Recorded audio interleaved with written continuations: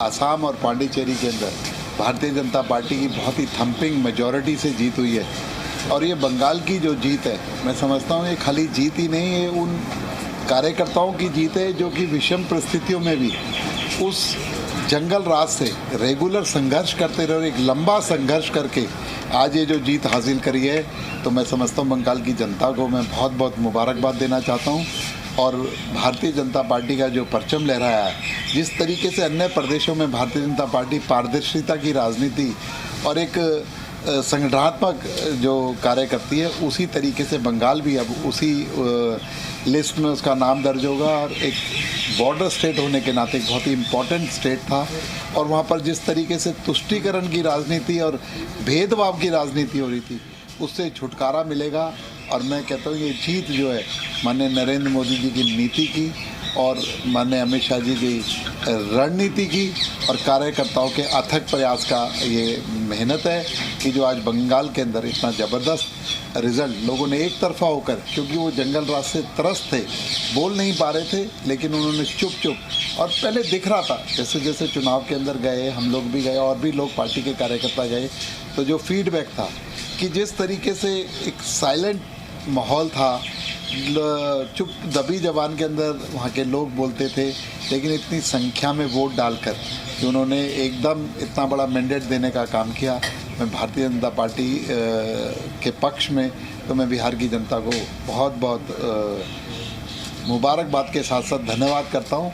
और आसाम के अंदर भी जो उन्होंने भारतीय जनता पार्टी का कार्यकाल था, भारतीय जनता पार्टी की पारदर्शी सरकार थी, उसको दोबारा रिपीट करने का काम किया। और जिस तरीके से वहाँ पर व्यापार, वहाँ पर मेडिकल फैसिलिटीज़, एजुकेशन के अंदर बहुत बड़ा इन्वेस्टमेंट आया। और आसाम ने जो कि हमेशा हर साल किसी न किसी दंगों से, किसी सांप्रदायिक दंगों से त्रस्त रहता था, पिछले 5 साल का 10 साल का कार्यकाल उन्होंने देखा कि किस तरीके से असम को शांत करने का काम, असम को एक डेवलपमेंट की राह पर लाने का काम भारतीय जनता पार्टी की सरकारों ने किया।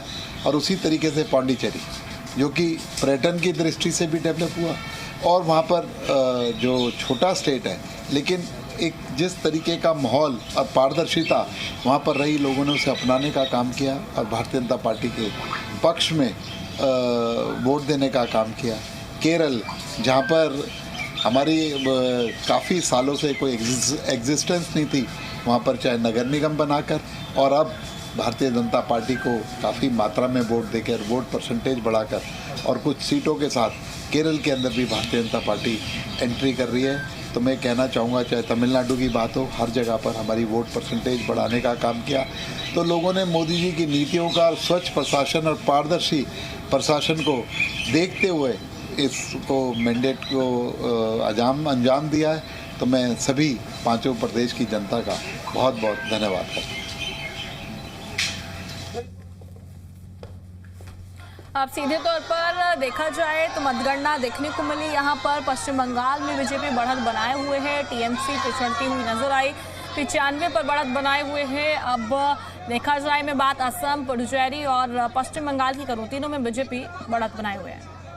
की राजनीति करना, भेदभाव की राजनीति करना, जातिगत राजनीति करना और एक पारदर्शिता ना रहना, उसके खिलाफ लोगों ने मैंडेट दिया है, क्योंकि उनकी जुबानी कुछ थी और काम करने का तरीका कुछ और था।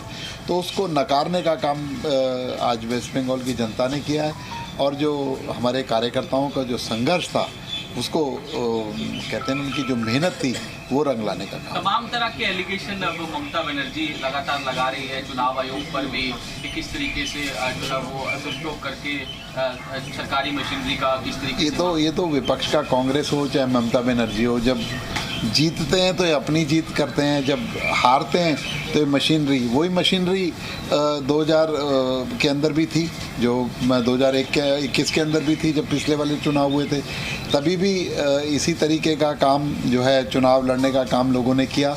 लेकिन हम लोग एक लक्ष्य तक नहीं पहुंच पाए, लेकिन वोटों के अंदर, सीटों के अंदर बहुत बड़ा इजाफा करने का काम किया।